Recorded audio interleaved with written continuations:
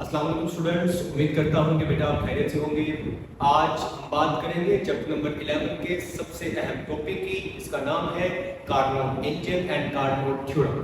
तो बात स्टार्ट करेंगे कार्नोट इंजन से। तो बेटा याद रखिएगा, कार्नोट इंजन, जितने भी इंजन डेवलप किए गए हैं, लास्ट लेक्चर में आपने हीट इंजन पढ़ा था, तो हीट इंजन में से जितने भी इंजन डेवलप किए गए हैं, सबसे ज्यादा एफिशिएंट इंजन कार्नोट इंजन है।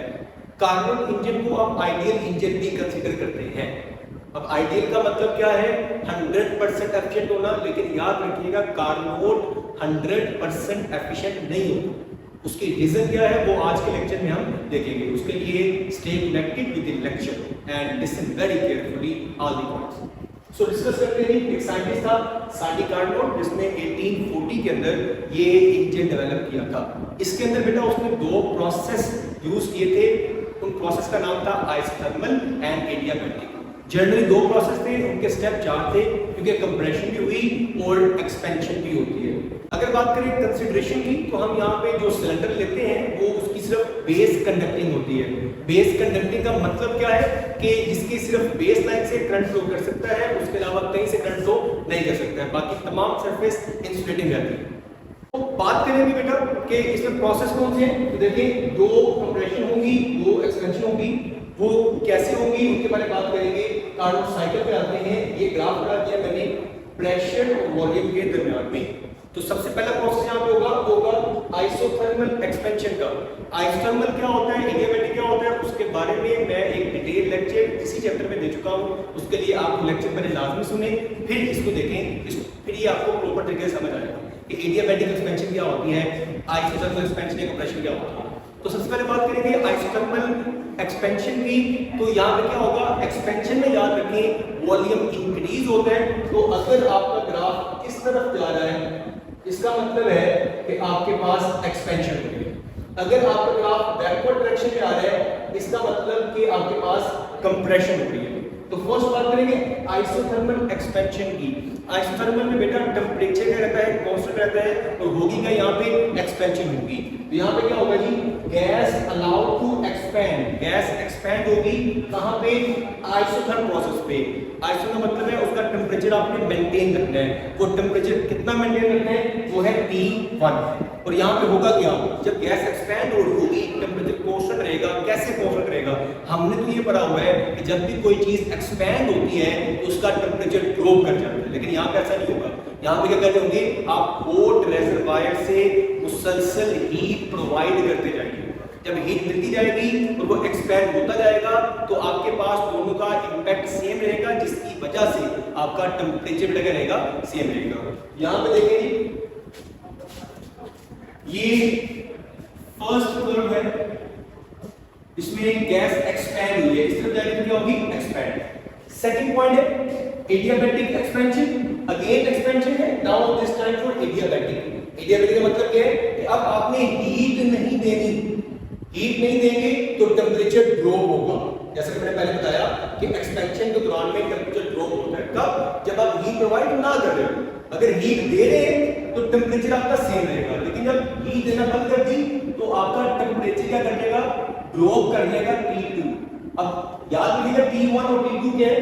T1 आपका हॉट रेजर्वायर का टेंपरेचर है, T2 आपका कोल्ड रेजर्वायर का टेंपरेचर है।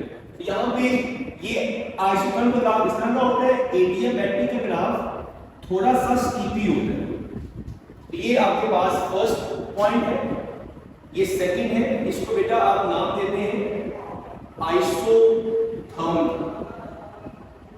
और ये आपके पास बेटा होता है एडियाबैटिक। थर्ड पॉइंट, अब आएगी कंप्रेशन। जब कंप्रेशन होगी तो आपको पता है कंप्रेशन के दौरान टेंपरेचर बढ़ता है, लेकिन यहाँ पे आइसोथर्मल रखना है, टेंपरेचर मेंटेन रखना है। इसका मतलब कि आप यहाँ पे करेंगे, हीट को रिजेक्ट करेंगे। जिस तरह यहाँ पे एक्सपेंशन में टेंपरेचर को मेंटेन रखने के लिए हीट को सप्लाई किया था, इसी तरह कंप्रेशन के दौरान आप क्या करते हैं, हीट को रिजेक्ट करते हैं टेंपरेचर को मेंटेन करने के लिए। तो यहाँ पे क्या होगा बेटा कि स्टूडेंट्स, ये ग्राफ बैकवर्ड डायरेक्शन में आएगा। Now this is compression. और लास्ट पॉइंट एडियाबैटिक कंप्रेशन। अब हीट देना दोबारा से बंद कर दी, हीट ना तो एंटर होगी ना ही लीक करेगी। तो क्या होगा, आपके पास गैस जो कंप्रेस होगी और कंप्रेशन के दौरान में टेम्परेचर इंक्रीज करता है, तो आपके पास टेम्परेचर दोबारा से T1 गेन हो जाएगा जो कि स्टार्टिंग टेम्परेचर था। इसका मतलब जहां से स्टार्ट किए हैं वहीं पर वापस आ गए हैं। तो this shows that carbon will follow this cyclic process, और हम साइक्लिक प्रोसेस के बारे में लास्ट लेक्चर में डिस्कस कर चुके हैं। तो जो साइक्लिक प्रोसेस होते हैं उनमें चेंज इन इंटरनल एनर्जी नहीं आती है। तो देखिए, जब चेंज इन इंटरनल एनर्जी नहीं आएगी तो यहाँ पे अगर आपने इसका वर्क निकालना है, इस पूरे ग्राफ का वर्क निकालना है, जो आउटपुट होती है हमारी, वो कैसे निकालते हैं, वो होता है एरिया अंडर द कर्व। क्यों? क्योंकि वर्क का फार्मूला क्या होता है, P del V। ये फार्मूला आपने डिस्कस किया हुआ है। इस फार्मूले के मुताबिक आप इसका अगर एरिया निकालेंगे तो आप बस वर्क के बराबर है। Last point about Carnot engine efficiency, कि ये कितना एफिशिएंट है, 100% है कि नहीं है, अगर नहीं है तो क्यों नहीं है। तो एफिशिएंसी निकालने का फार्मूला होता है आउटपुट ओवर इनपुट। अब आउटपुट में हमारे पास क्या आया था, वर्क, इनपुट सोर्स रेजर्वायर की heat, work over Q1। Work क्या होता है, Q1 माइनस Q2। कैसे आया, लास्ट लेक्चर में डिस्कस किया हमने। ये यहां पुट करेंगे Q1 minus Q2 over Q1। इसको दोनों के साथ आप सेपरेट कर दें, Q1 bye Q1, Q2 bye Q1, ये कैंसिल हो जाएगा, 1 माइनस Q2 बाय Q1। ये बेटा एफिशिएंसी का फार्मूला आ गया आपके पास, 1 माइनस Q2 ओवर Q1। अगर हम इसको टेम्परेचर की फॉर्म में कन्वर्ट करें तो as we know heat is proportional to the temperature, so we can place heat with the temperature, and T1 is the temperature of hot reservoir, T2 is the temperature of cold reservoir. If I am discussing about in percentage, so I can make this formula according to percentage just by multiplying with 100. So this formula is applicable when we are discussing about the efficiency in percentage. जब percentage में निकालना होगा तब आप उस फार्मूले को 100 से मल्टीप्लाई करेंगे। अब एक क्वेश्चन ये था कि एफिशिएंसी जो है वो 100% क्यों नहीं होती है। देखिए, अगर मुझे 100% बनानी है तो मुझे ये टर्म 0 चाहिए, ये 0 होगी तो 1 मल्टीप्लाई 100 होगा, 100 आएगा। अब देखते हैं कैसा पॉसिबल है कि नहीं है। तो इसके लिए पॉसिबल क्या होगा, ये रेशियो 0 कब होगी, जब T2 if T2 is equal to 0 kelvin. अगर T2 0 केल्विन हो, 0 केल्विन का मतलब क्या है, 273 सेल्सियस। अब कोल्ड रेजर्वायर का इतना टेम्परेचर मेंटेन करना फिजिकली पॉसिबल नहीं है, तो हम कहते हैं कि दिस इज इम्पॉसिबल। इसलिए हम कहते हैं कोई भी हीट इंजन 100% एफिशिएंट नहीं होगा। इवन के कार्नोट भी, कार्नोट कहते हैं कि ये मोर एफिशिएंट है, लेकिन 100% ये भी नहीं होगा। ठीक है स्टूडेंट्स, एफिशिएंसी किस पे डिपेंड करती है, याद रखिएगा, एफिशिएंसी जस्ट डिपेंड करती है टेम्परेचर पे। किस टेम्परेचर पे, कोल्ड रेजर्वायर के, हॉट रेजर्वायर पे। ये डिपेंड नहीं करती कि आपके पास मटेरियल कौन सा है, गैस कौन सी है, वर्किंग सब्सटेंस कौन सा है, ये उस पे मैटर नहीं करती। गैस कोई भी हो, उसकी एफिशिएंसी का इन्हिसार टेम्परेचर के डिफरेंस पे होगा। याद रखिएगा, जितना टेम्परेचर डिफरेंस ज्यादा होगा उतनी आपके पास एफिशिएंसी ज्यादा होगी, जितना टेम्परेचर डिफरेंस कम रखेंगे उतनी एफिशिएंसी कम होगी। तो ये था बेटा कार्नोट इंजन। इसी के साथ हम बात करेंगे आगे कार्नोट थ्योरम का। कार्नोट थ्योरम कार्नोट इंजन को ही एक्सप्लेन करता है। तो कार्नोट थ्योरम की दो स्टेटमेंट है। पहली है कि नो हीट इंजन, कोई भी heat engine can not be can't be more efficient than a Carnot engine operating between same two temperature। इसका मतलब क्या है, कहता है कोई भी हीट इंजन जो वर्किंग कंडीशन में है वो कार्नोट से ज्यादा एफिशिएंट नहीं हो सकता। इसका मतलब कि अगर दो इंजन है, एक कार्नोट एक रियल, एक कार्नोट इंजन है एक रियल इंजन है, दोनों का टेम्परेचर डिफरेंस पहले सेम रखा है 1000 and 500।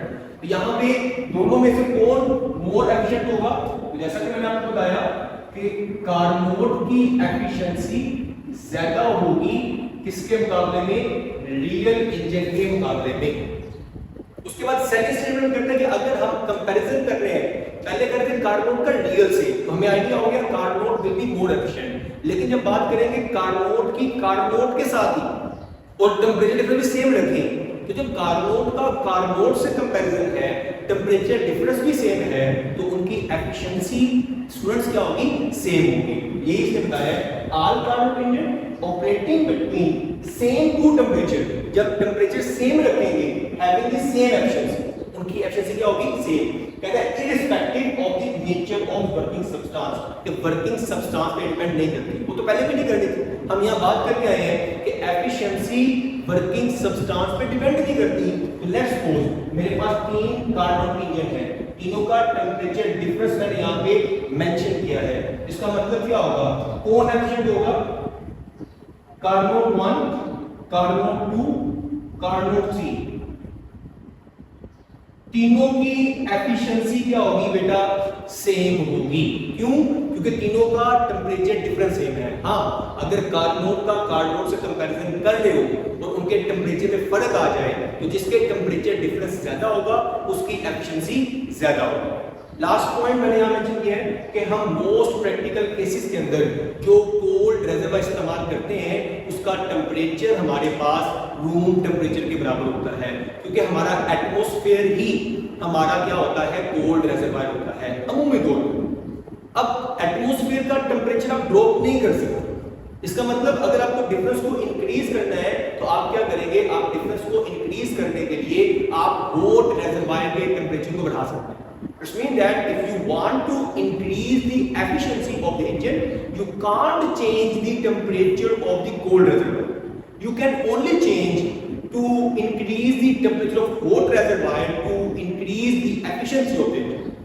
मतलब अगर आप एफिशिएंसी को बढ़ाना चाहते हैं ना, तो आप कोल्ड रेजर्वायर के टेम्परेचर को चेंज नहीं कर सकते। अगर आपने बढ़ाना है, आप सिर्फ एक काम कर सकते हैं, वो क्या है? वो आप हॉट रेजर्वायर के टेम्परेचर को इंक्रीज कर सकते हैं।